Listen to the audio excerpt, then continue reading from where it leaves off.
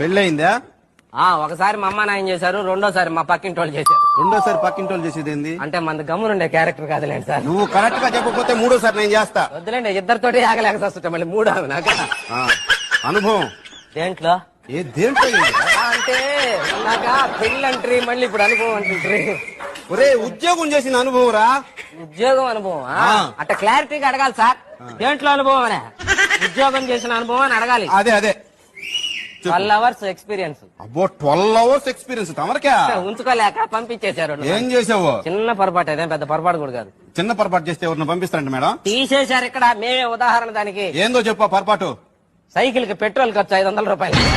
అది చిన్న పొరపాటు అదే కాదని తర్వాత తెలిసిన ఉద్యోగం తీసేసినారు. తమరు ఏం చదువుకున్నారు ఇంతకీ?